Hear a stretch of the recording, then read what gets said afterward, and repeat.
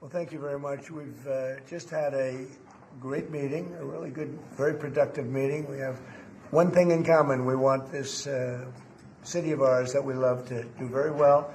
And I wanted to congratulate the mayor. He really ran an incredible race against, a lot of smart people, starting with the early primaries against some very tough people, very smart people. And he beat them easily. And I congratulated him. And we talked about some things in very strong common, like housing and getting housing built, and food and prices, and the price of oil is coming way down. That anything I do is going to be good for New York. If I can get prices down, it's good for New York, and we've got them down, way down from last year. We have, as you know, I've been saying to a lot of people, Walmart said that Thanksgiving this year is exactly 25% less than last year, so that's good for New York, good for everybody.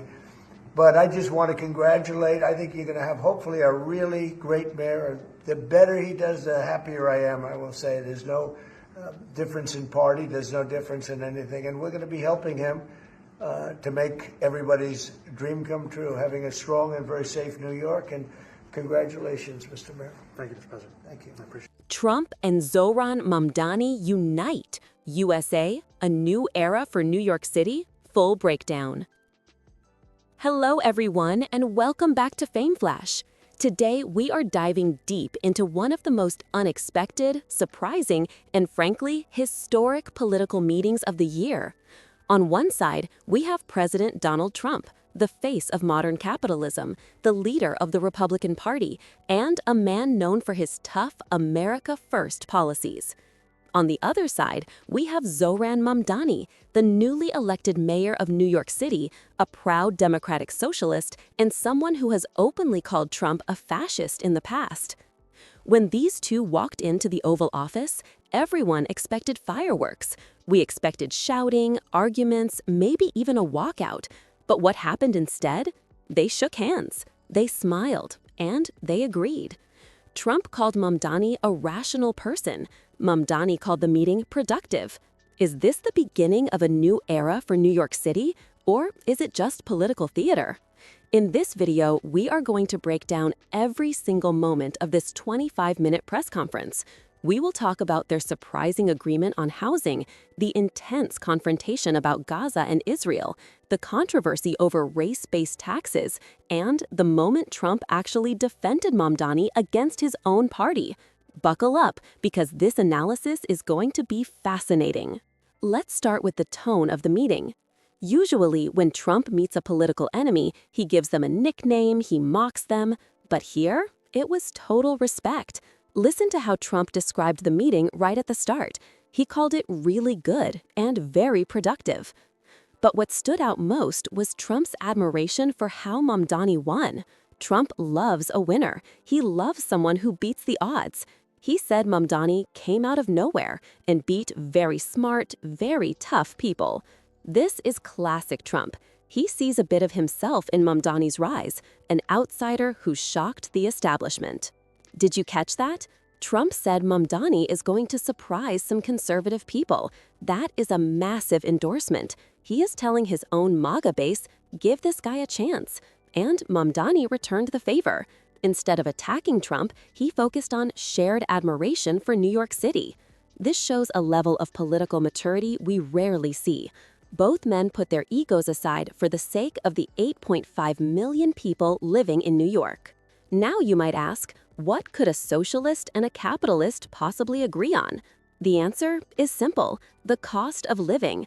This was the heart of the meeting. Mamdani made it clear that his voters, and even Trump's voters in NYC, are struggling with rent, groceries, and utility bills. He didn't talk about ideology, he talked about survival. And Trump agreed.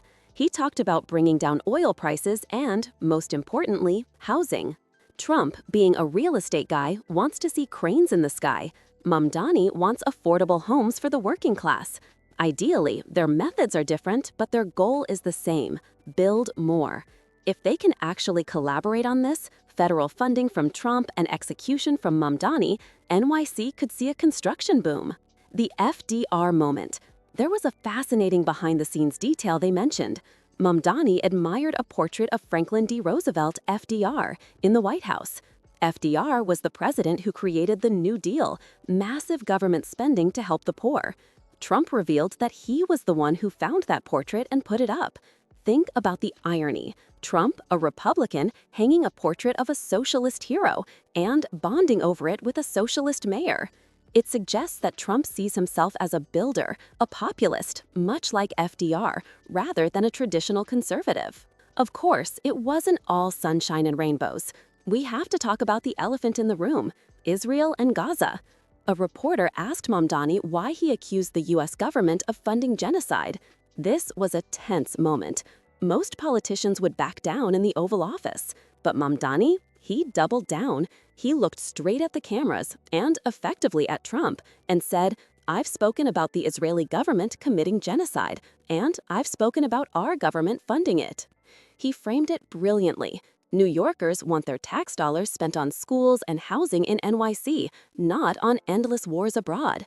He even mentioned speaking to Trump voters in Queens who agreed with him on ending foreign wars. He turned a foreign policy issue into a local America First issue, which is exactly Trump's language. Then came the heat on taxes.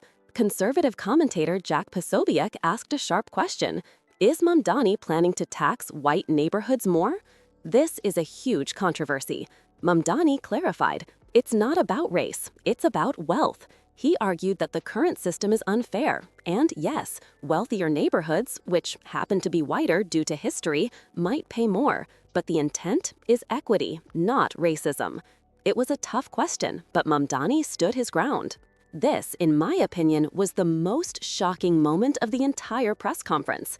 Elise Stefanik, a top Republican and Trump ally, had previously called Mamdani a jihadist.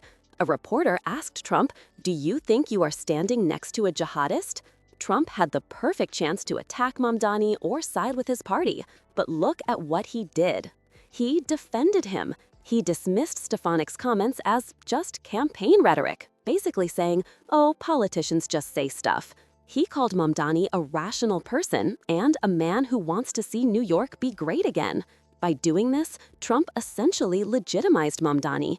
He told his followers, this guy is okay, he's not a monster. This is a huge blow to the radical right-wing attacks against Mamdani and gives the mayor massive cover to govern. So what do we make of this?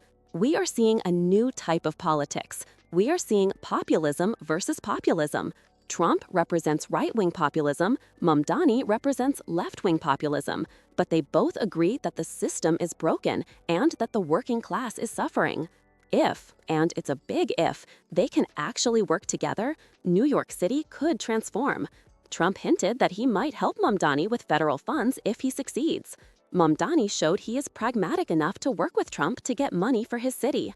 This meeting proved that in politics, there are no permanent enemies, only permanent interests. And right now, the interest is saving New York City. What do you think? Will this alliance last? Or will they turn on each other once the policies start rolling out?